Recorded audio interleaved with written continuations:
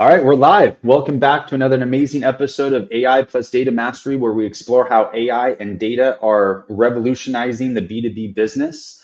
Quick thanks to our couple sponsors, Data Accelerator and Evolve with AI. We appreciate you keeping the lights on and allowing me to interview amazing guests like we have Raul today. And I'm your host, Jason Reno. And without further ado, we have Raul Aleem with Thinker AI. And I'm super excited about this because I have Raul's our first returning guest. He did a whole episode on sales with his GSD group, and for sure go back and watch that past episode. But today we're going to focus on Thinker AI, which is a voice AI software that is freaking game changing. And it's amazing. And then without further ado, welcome to the show, Raul, or I should say welcome back to the show. Yeah, it feels great to be the first returning guest. Yeah, for sure. Who else would it be, right? Right, exactly. Well, cool. Let's jump right in here and Thinker AI, voice AI specifically, and I think a lot of people, when they think of voice AI, they think of some robotic person, like that robotic type of voice. And let's just jump right in. Tell us about Thinker AI and how it's kind of changing the game of voice AI. Yeah, so voice AI is one of the hardest components in business to deal with in the whole AI field, in my personal opinion, because there's so many tools out there for video, for thumbnails, for all this stuff. It's like some people are using it for cuteness and fun and value and entertainment. Other people are using it for revolutionizing their business. Now, when it comes down to it, what we saw is we're looking at like local businesses, marketing agencies, etc. The biggest problem that they have is money, generating more revenue for their businesses. The number one thing they do to generate more revenue is do marketing. So when things aren't going good, they throw more money at it. When things aren't going good, they stop putting money at it. The problem is they're not reaching their leads. They're not reaching their own database and their past or current clients, because nobody just has the time. No one has the wherewithal. And a lot of people didn't go to school to say, hey, just call your leads all day and you'll be rich. So when we came out with the idea of Thinker, we looked at calling leads. We looked at it as the very first thing. There's money in the follow-up. And we also are sick and tired of those IVR systems that sound very robotic. When you call like a big company like AT&T or a Geico or Wells Fargo, et cetera, you kind of get lost in the shuffle of this voice AI that you just can't break through. You can't have a human conversation. You have to go through tree by tree by tree, like different departments, and you get to the wrong place. With voice AI for the small business, it kind of evened the playing field in the ability to earn income versus the bigger players. So, for example, let me just give a quick story. Let's just say you're a roofer in this case. You have 1,000 leads. You've been in business for 5 years. You do approximately $300,000 to $800,000 a year, but your potential could be $1.2 to $2 million a year. That's what you think you should do. So now you get stuck in the weeds. What should we do? Who should we hire? What more marketing? What offers can we improve? If that's the train of thought, which is all smart train of thought. But in today's world, 2025 and beyond, we don't need to think that far ahead. Like the offer has to be good, the targeting has to be good, et cetera. But then calling the people back, there's a 391% lift in lead acquisition of booked appointments if you can call leads within 60 seconds. If you're not doing that, your diminishing returns are increasing like crazy. And that's a bad number to increase, diminishing returns. So when we plug in AI, you run ads, you spend whatever dollar amount you want, a lead comes in within 30 to 60 seconds. It can be qualified and booked on an appointment or live transferred with human-like approach.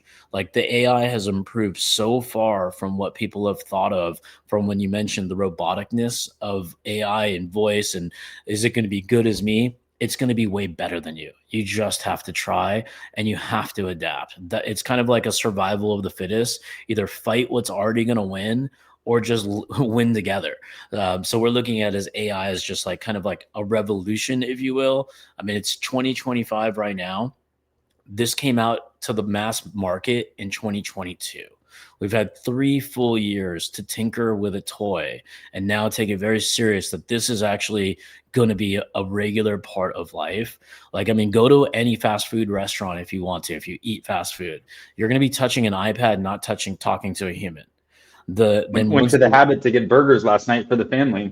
yeah, Didn't talk to a human being until she handed me my burgers. oh yeah, absolutely. And pretty soon, watch this. Is if you register and you get points, whatever it is, whether it's with Fanatics or Caps or if it's food at a restaurant, when you sign in with your username and password, the AI is going to take over. It's going to start making recommendations better than a human can because humans don't make recommendations because all humans do is their job.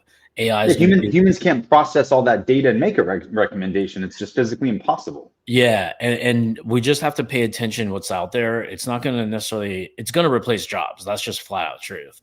But it's also going to, if you adapt, it won't replace yours. That's really what it comes down to, right? Because like we've been through an internet boom for people that are old enough. We watched it. We either participated or we didn't. Now we can look at it and saying, do I want to participate or do I want to skip it? To each their own. I'm not skipping shit. I'm going to go all in on AI. It makes our jobs easier. I have a marketing agency. I've been running a marketing practice for 21 years since 2004. It's every day it gets a day older. We went from hiring lots of manpower to now leveraging as much AI as possible. Because one person that learns, let's say, for example, let's go with voice AI because that's the subject matter. With a person, they can make maybe like 100 to 300 calls in a day, but not every If you're single lucky. day. Yeah, right. If we're lucky, right? That's the world we've come down to. Because when I was selling in 2002 to 2004 for somebody else, my job was to make $100 a day or I'm fired. Today, with remote laziness, not everybody looking, I have salespeople in different states, different countries, even. I don't always have the pulse on tracking them every single moment of the day. But with the AI, I can just open up an app, see how many dials it's made, see how many got connected, listen or read the transcriptions in real time. And I have sentiment analysis. I can see how many appointments got booked, how many, then it goes to sales, right? So this is doing the hardest work in like, in my world, it's called God's work because it's doing a job consistently, deliberately, exactly how I want it, when I want it, as frequent as I want it. I can do 1,000 calls in a day, 2,000, 100, whatever I choose to tell the system to do.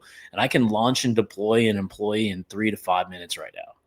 So if I wanted That's to call, insane. yeah, if I wanted to call, like we're doing a masterclass on AI tomorrow, actually. And I have like 30,000 people in my database. I'm not going to have it call all 30,000.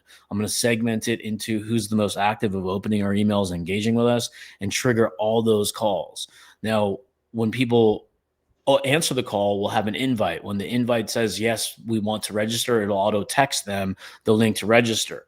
Then it'll confirm, have you registered? Awesome. Save it to your calendar. We'll see you tomorrow. Hang up.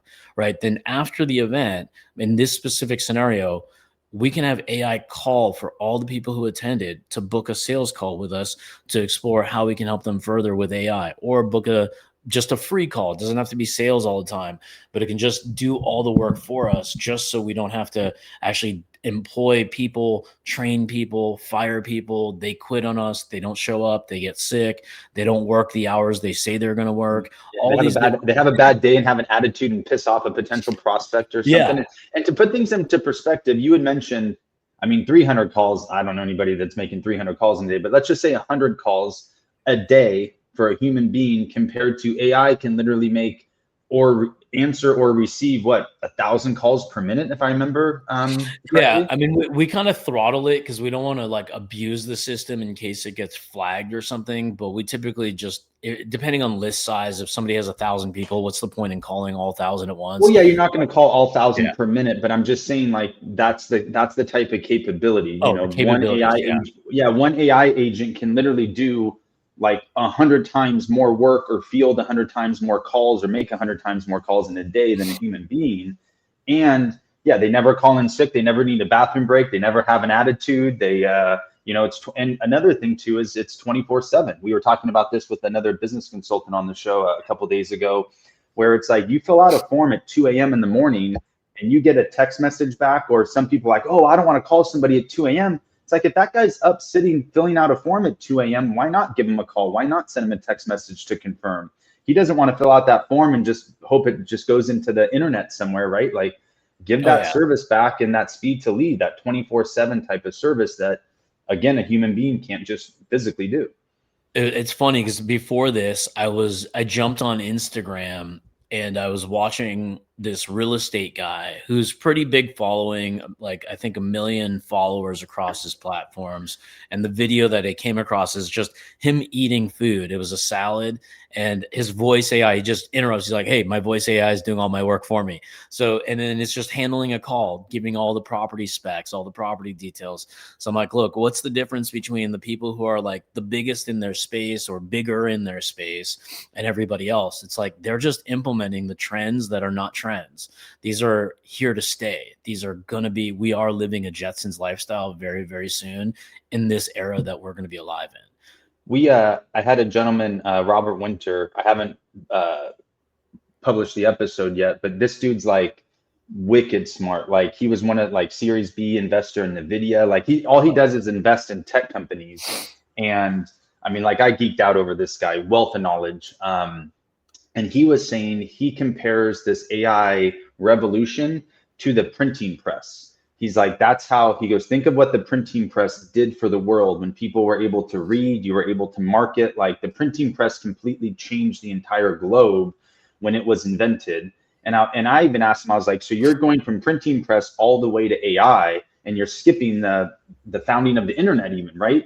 He's like, dude, he goes, the internet is just like, the government building roads across the country. The AI is all the transportation and everything else that goes on those roads to make it happen. And he's like, yes, AI will do for the globe what the printing press did for the world. I don't even know how many years ago the printing press was invented, 100 something, a couple hundred years ago, whatever it was. But he's like, it's that big of an impact. The next 5 to 10 years, there will be so much transfer of wealth, transfer of the way business is done, just the way every market, every company operates is going to completely change. And to your point, you can either be embracing it and engaging with it, or fighting it and get left in the dust, really, right? Yeah, I mean, just look at the bigger companies like Mark Zuckerberg paying people $250 million salaries just to recruit AI brains and engineers, right? Mm-hmm. To make billions of dollars off one investment. But the comparison of the printing press, somebody yesterday told me it's like kind of like horse and carriage to vehicles. I mean, you can make all the analogies in the world that you want to make the convenience happen. But I mean, just playing around just on my phone before, like I can do a selfie video and then I could send it to an editor, or I can just do the video and it self-transcribes, does the B-roll, does everything for me in a matter of seconds, right? Yeah, that's So what we do here. I take this episode, and within about 30 seconds, it's uploaded into an AI, and I have 20 to 30 fully edited subtitle. It adds the B-roll, does everything. I yeah. mean, it would cost me hundreds, if not thousands of dollars to have a video editor do it. It would, or take hours. I mean, it's remarkable for sure. Yeah, from a business growth standpoint, just leveraging like anything AI, it's like starting somewhere. You pick the most important thing. A lot of people end up picking whatever becomes like a shiny object or a toy, like playing with things and giggling and texting friends. But if you really think about how can you put it into your business, what's like the number one thing that you want the most of? And for many, like I'm just kind of like think whenever I'm driving my car around or walking the neighborhood, because I walk a lot, I'll walk through the strip malls and I'm just thinking, like, when I look into the store, whether it's an optometrist and nobody's in there and they're just sitting there, like, you're not calling your leads. Now, if you're at the verge of desperation, or you're hurting, or you need more revenue, or whatever this situation may be, even if you're doing fairly well, wouldn't you want to be doing better? So by sitting at a desk and waiting and hoping and praying, because that's not really much of a strategy, what if you deployed an AI tool that can help you grow the business, whether it's making the videos because you're good at video and you want to build your social following for revenue, not just for likes and shares and people commenting funny stuff and giggling and having a party on the internet, but actually driving traffic that can actually purchase. That's one way to do productive AI and productive social media. Another way is, hey, like with voice AI, with Thinker right here, like thinker.ai, have it call your database. Like if you're an optometrist, a lawyer, a roofer, a solar, a lawyer, it doesn't really matter. If you have people that have not converted or are already customers, and you have repeat purchase behavior where you're not like bread where you expire upon ending. You can call people back. You can ask them for referrals. You can ask them for reviews on the internet. You can ask them if they found a solution or if they didn't, because they inquired. Now, and then layer more and more of the same thing on top. Because just because it's so convenient and simple doesn't mean it doesn't need to be studied and improved. The benefit of AI is that if we just compare it to, like, let's say I had to train you and you were brand new, fresh out of your shiny degree from a 4-year college. Now you're going to come in with like experience what your professors taught you, but you're going to have zero real world experience if you never did an internship. So you're not going to know the world we live in whatsoever. We're going to live where you're going to be educated, book smart. We're going to be entrepreneur, street smart, and do whatever the fuck it takes. So now how do we make those worlds blend together? It's very hard. It's going to take 3-6 months, and the odds it actually works out is going to be low if you have a bad hiring process. So you'd have to not only pay this person money, you'd also have to pay them with your time. So you got two things going against you right out the gate. Is time and money going into somebody who doesn't have the experience yet has a piece of paper with pedigree on it. Now, if we go with somebody that it's experienced, I take somebody from corporate sales and bring them into the scrappy sales of entrepreneurship in a smaller company, very lean. Everything's microscopic. Everybody has an impact on a piece of the business. That's going to also take quite a bit. But when you leverage AI, because my brain thinks a lot differently than it did even a year ago, the first thing I always ask with technology is, can this task, if it's repeatable, let's automate it. Like we can automate through auto text messages, auto emails, etc. So the first step is, if it's repeatable, can it be automated? The second question before I deliver this to a human is, can AI do it? And now if AI can do it, now do I want to do it and be the puppeteer, the puppet master, moving the puppeteer of AI? Or do I want to have somebody who already has capacity on my team, who has the brains to be able to leverage the shit out of this and make it better? So I'm going to choose, all right, let me write down what's in my brain, make a video, give it to the person, ask them if they have questions, and then watch them do 200 videos in a day versus 4 reels because a human editor is using Adobe. Right. So those are the things that we can do now. Now, voice excites me a lot because that's the fastest path to cash. If we post a video, we're going to have a lagging indicator. Did people see it? Is there what are the insights? How do we improve it? We have to do a little bit of review to see, like, did the hook catch the attention that we wanted to our target audience? With voice AI, we already have our target audience because we have a couple options. Number one, if somebody calls while we're on this podcast, AI can pick it up, answer all their questions that I don't have to answer, that my team doesn't have to answer. If it trips up, I can just add more knowledge base to it, and then it'll know it even better than probably I would in a little bit of time. So it'll do things like, even I will complain. I complain a lot. And if I get a shitty lead, I'm like, what the fuck am I on this motherfucking call for anyways? Why are they even getting to me in the first place? So let the AI how do did they all get to me? yeah, like let the AI do all the hard, heavy lifting, because it's pretty impressive. Like when I do my demos, especially with my team, like if they get to our calendar and they have questions about our voice AI, we just share our screen, play the AI for them. So we just ask the AI a question. The AI will answer it right live in front of everybody. The same demo that somebody could have just done by themselves without even contacting us whatsoever. But they contact us because that's human behavior. Human behavior is website, phone number, live chat. Let me just fill in contact form. Soon that human behavior will be like, I don't even want to talk to him, and I want to talk to the AI because the AI is faster, smarter, better. Humans may give me pressure or whatnot. The AI just has no feelings. It's going to go for it every single time. Well, that, and like you talking about like that pattern, but what if the pattern becomes, instead of having to fill out a form and submit your information and then get bombarded with all this crap, what if they could just click a button? Because we can talk about the website widget in a second, but we can just click the button, talk to a live AI agent directly on the site with Thinker's AI agent, website agent, or they can click to call in and talk to that AI agent. So rather than waiting for that call back, they can literally pick up the phone, call, get all the information that they need, make the decision. The AI can book the appointment if they want to, do everything for them. But that's like that, what you're seeing is like that pattern interrupt. What if we could deliver a higher level of service, give the people what they want faster and more efficiently, and get to our end result of, generating a client and or generating a prospect or a Oh, lead that will eventually 100%. be a client. 100%. Like what Jason mentioned, if I don't know if I can share my screen on Riverside. Here, let me try. This is StreamYard. You should be able to. Okay, this is StreamYard. Okay, gotcha. Okay, cool. I think I got it. Okay. Am I sharing right now? Because I can't see where we Here, are. there we go. Now you are. Okay, so like this is a web widget, right? A lot of people are used to on the bottom right, a little live chat. You can put this web widget down here with that live chat icon, but instead of like typing, I don't know if you're like me, but I open a live chat and then I start typing my question. There's two things that are going to happen. Number one, I'm going to get into a waiting room that I'm like third in line or second in line or whatever it may be. The other option is I'm going to be presented with, I write my question. Then I have like 4 or 5 links that pop up that say, is this what you want? And usually it's not. I hate those things. Oh yeah. And then you start angry typing. You're going to break your own. Well, or then you're waiting, it's spinning, and then you look over here and then you forget about the chat and then it expires and then you got to start all over again. And you're like, forget it. Just cancel my service.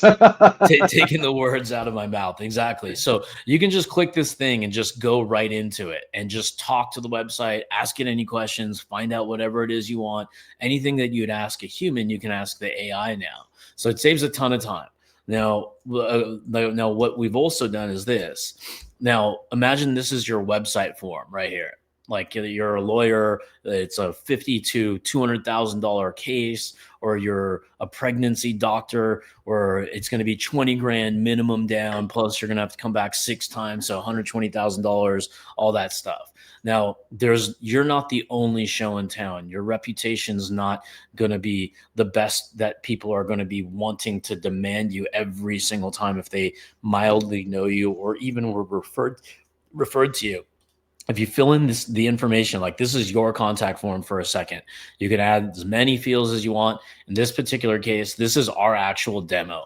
So when we ask people, fill this in, it'll call you right back. So you enter your first name, your phone number, your email. In this case, it's an option tree, consent to the form, hit try now. Then all of a sudden, you're in the system. So if you're running a business, it goes into your CRM.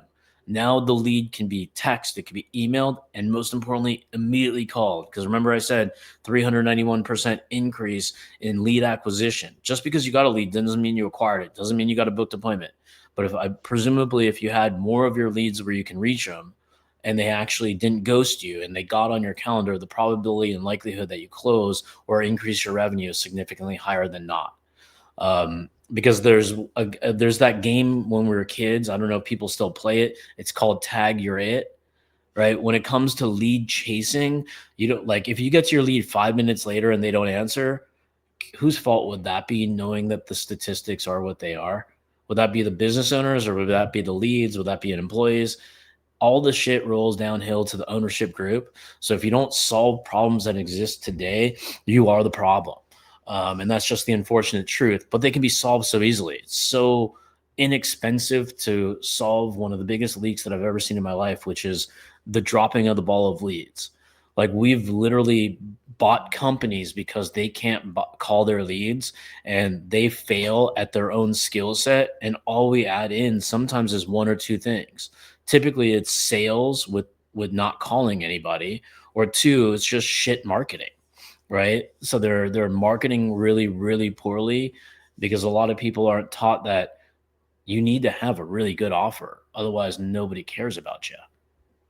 And then also, obviously with voice AI, I mean, marketing is going to revolutionize things. It basically, like if you're losing the speed to lead game, it's your fault. Like you have zero excuses nowadays to lose speed to lead. But what I also wanted to touch on too, especially since the show is targeted like more towards B2B businesses that have employees and departments.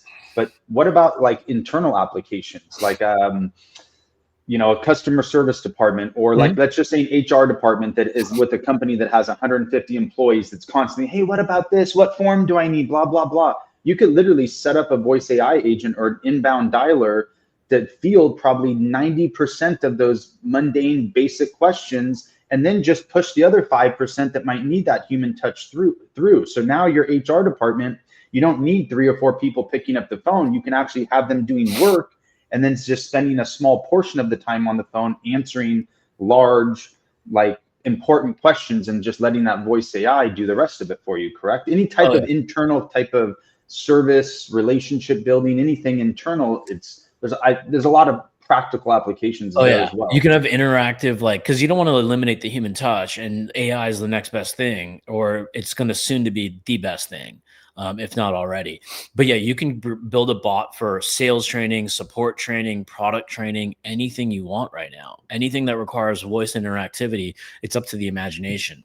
Now, going back to the HR department, for example, like if, let's say you're hiring, you can have a screening bot that can actually screen the candidates for you, because I know anybody who's ever hired anybody, if you hire for a PhD level degree position, you're going to get people that work at Starbucks, to Bank of America, that dropped out of college, that don't even have that, because that's just the nature of the beast. Everybody's trying to just apply, and hopefully the luck of the draw. And then your good candidates may be by the wayside because there's just too many people to filter through. The AI can actually call all those leads, screen them for you, should you ever want to. That actually just came up with a real estate company that the girl that I know is the VP of sales for opening brokerages. She gets 9-10 calls per day. Every call is a screening call about buying a brokerage and opening an office. And those take real serious capital. And she's obviously very kind by staying on the calls. And she's like, 9 out of 10 of these calls, they didn't even have money. So I just stay on the call just to get off the call. And I'm like, well, if we implement this AI screening bot, I can condense your day down to 1 hour a day instead of 10 hours a day. Yeah, because you can have all the pre-filters, and then with Thinker, then you get the transcript, then you take the transcript into a prompt that is going to grade that call, tell you exactly like, hey, 1 through 10, A, B, C, D, E, F, summarize the call for you. So now instead of spending an hour on the call, spending 20 minutes reading a transcript, you literally get bullet point paragraph, hey, these are not 8, 9s, and 10 scores. Call these first. These are 7, whatever, the rest of them. And you don't even worry about the lower grading ones. But that can all be automated where, yeah, instead of 10 hours a day on a phone fielding phone calls trying to vet people out, AI does 90% of the work for you. From a time saving standpoint, that's awesome. But then also think like, how much productive can you be? This one particular lady, it's like you can be doing so much other high paying, high profitability type of activities versus just wasting your time with tire kickers, right? Window shoppers. Yeah, and it's kind of neat because when we launched Thinker, like especially that page that I showed with the form, that was the demo. So I would share that with as many people as humanly possible publicly on the internet, very bespoke, where it's like, hey, I want you to have it specifically. When people would fill that in, the first stage we did was like, hey, it's a cool toy. And that's how we were thinking, like, holy shit, the voice sounds so good. Everybody's gonna love this thing. So we would outbound call them and they would be like, whoa, what was that? And then we decided, all right, well, if that's the reaction that they're having, that it sounds human like, some people can't tell the difference, which is wild. Some people can, most people can, because we tell them it's voice AI, so they should know already. But then when they hang up the phone, what we decided to do was add another call a couple minutes later. And that call was a survey saying, hey, you just tested our voice AI. What did you think about it? And so it would qualify and filter and ask just a few questions. Then from there, it would actually book them on my calendar. And then I remember, like, I know I built the sequence and I built it with my team, but then I woke up one day, I'm like, I have like 8 calls this week and it's Sunday night. I'm like, what in the hell, what's going on here? And then I realized, I'm like, oh shit, that's how many people have booked right from the demo. So it went from cold outbound, try this thing out, see if this could even work for your business, to, wow, that was cool. Survey, I like it, I like it, I like it. Yes, I want to talk about implementing this in my business. So from cold to sold was the model. And this is one of those opportunities that anybody has, like, equal opportunity to the information and the technology. It's just prioritization of creating that time in the day to save the time in the day, right? It's kind of that catch 22. I'm so busy, I'm so busy, I'm so busy, that if we just allocate time to think and implement and just get on the board with the AI train like we have, because we had to deprioritize very important things to basically say, all right, let's cut the head off this snake because that one's going to be the one that poisons the well. Let's go into the AI, take a little pause on life or our efficiency for a minute so we can have the manpower at scale. So now, like, I wouldn't doubt if, like, at some point our team, hopefully, I think it would be pretty wild, kind of weird, but cool because it's going to happen, that they report to AI. Their boss will be AI. That's an interesting concept. But yeah, I could see where that's leading to for sure. Um, Very interesting. So, God, it's yeah. Once you start talking about it and vetting out all the processes, there's so much to do. And then back to your point a few minutes ago, where I feel like a lot of these businesses just get so overwhelmed, or they try to chase that shiny object, or they try to like do it all at once. And that's exactly what we tell people, like Evolve with AI, where hey, let's evaluate your entire system end to end, and let's find the gaps that are the biggest leakage, right, and start filling one at a time. You're not going to go in and implement voice AI and AI SDRs and sales call analyzers. You can't go in and implement 5 or 6 agents or AI on every single aspect of your business, but you have to start somewhere. So start with a prioritization, map it out. Here's where you are now, here's where you want to be in 6 or 12 months from now, and then develop a roadmap to get there. So you're not just like throwing in a bunch of half-ass AI agents that kind of work and kind of don't work. Some are Yeah. broken. Like you need to go into it very strategically if you want it to work correctly, because you have to remember this isn't a fad. Like you want to build something that is going to work and continue to evolve and get better as time goes on. Not that something you're going to have to fully replace in 6 to 12 months from now. Yeah, that's a good point. Giving something time is really, really key. Because there's going to be people that implement voice AI and say it doesn't work. Then there's going to be people that implement voice AI and said this saved my business. The only difference is one committed, the other one just bought something and wanted it to fail by just letting it fail. So it does take a little bit of work, but you have to look at it from going back to what are our options? It's either solve a problem or don't solve a problem. It's either hire somebody and maybe they'll work out, maybe they won't. It's also, do we want to make more income? Do we want to get on the boat? Because the sooner we move on certain aspects in life, the better the outcomes become, right? There's always that coulda, woulda, shoulda mentality. And then there's the regret, right? So when it comes to like business, there's not much regret I have in the sense of trying something and failing. I'm trying to try something to not fail, right? So I'm going to give it more time than the others, and then eventually I'll fail at a lot of things. But when it comes to the AI stuff right now, it makes it really, really hard to fail. When you have the right tech It's stack. because you're failing forward, right? So even if it doesn't work perfectly, it's a few tweaks. There's just so much to learn. The way that you can prompt the AI, how fast the AI can learn, the regenerative AI. But yes, you have to fail, but fail fast, fail forward to get to that end result. Yeah, definitely, Perfect. yeah. Well, honestly, we didn't even get into, we got to wrap it up here pretty soon, but we didn't even get into the actual, like the B2B aspect of things and how you guys are marketing. So I think we'll have to have you on as our first third Pete guest or something in another month or so from now. But I know we could probably talk about Thinker AI. I know we've used it personally. It's a phenomenal product. Thinker, don't forget there's 2 R's on it, Thinker. .ai. Go on, check out the website. I highly recommend the demo. I promise you will be blown away with the type of voice. And then also just to touch on it, male, female voices, different accents, different, like you can do a Southern accent versus a New York accent. You can, how many different languages does it speak now?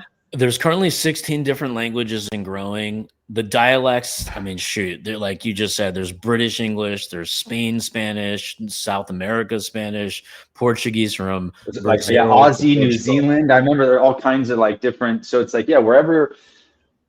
Yes, and then I think the language thing is huge too, especially here, in the United States, where you have such a diverse mix of people. Having somebody be able to having that AI flip from speaking English to Spanish or French or some other type of language, and be able to accommodate any client that's calling in, I think is huge too. Or I guess cool for lack of a better term, man. It's just so cool what all this stuff can do. The best way to learn and experience this, what we're talking about, is just try it. Like, you just got to try it, right? Because it's either try it now or try it in a year. I'd rather everybody try it now, whether it doesn't matter who you use. That the point is that just try it, because it's going to improve your life. Start somewhere. Yeah, it's just about starting, and then just give it a little bit of time, because the key skill set that we don't implement into our day-to-day patterns and habits, just like if you're out of shape and you want to be in shape, you think you can do it like you were a 20-year-old if you're not 20 anymore, like I am. It, like, what once took me 30 days to kind of get a six-pack will now take me a year and a half, right? So sometimes just give it a little bit more time than your ego tells you you're capable of, and then you find the solution. In Thinker's case, I mean, honestly, you can be up and running if you stared at the screen and pushed every single button for about 4 hours. You'll have your best employee. That's what I think. And if you don't have that, then you just get help from the support team, and they help you get there. That's awesome. Well, I appreciate you obviously being on the show again. Super enlightening and very informative. I think it's going to open up some eyes, and I think voice AI is definitely going to be a major player. I mean, all the email and the AI SDRs and everything has been super helpful for a lot of businesses. But the voice AI, I feel like, is just that cherry on the top. Like, you want to really impress a prospect, call them 27 seconds after they filled out that lead form with a fully trained. And we're not saying, hey, trick people, and we don't want people to think it's human. It's, you can acknowledge, hey, this is Emma, ex Thinker AI's voice AI agent calling, thank you for filling out the form. What else can we answer for you? Can we book a demo call? Blah, blah, blah. Like, it's, it's limitless what it can do. Awesome. Well, Jason, thanks for having me, and I'm hoping that'll be the first three-peat. Yeah, I don't see why not. I mean, there's a lot of guests that I've been talking to too, where we're talking about AI, where it's at now, and we all kind of sign off where it's like, it's going to be cool. Like, we'll jump back on the show in 6 to 12 months from now, maybe a little sooner for yourself, and kind of see where things have gone, and kind of reflect back on the show and see if we were right or wrong on some things, right? Yeah, I mean, like, even in AI world, in 30 days, a lot of things move fairly quickly. So exactly. So that's when we're on a bullet train, it's key to kind of jump on it as quick as possible. Well, perfect. Well, we appreciate you being here. Don't forget to say hi on my behalf to Mohan, Reza, Cody, all the boys over there at Thinker AI. Make sure to say hi to everybody for us. And I look forward to having you on the show again soon. Everybody, please just do the demo. Thinker2rs.ai. Jump on, do the demo, and formulate your own opinion and go from there. Awesome. But don't forget to like and subscribe to the show. Follow us on social media, and stay tuned for another episode coming up in a couple of days here. Take care, everybody, and thank you for your time.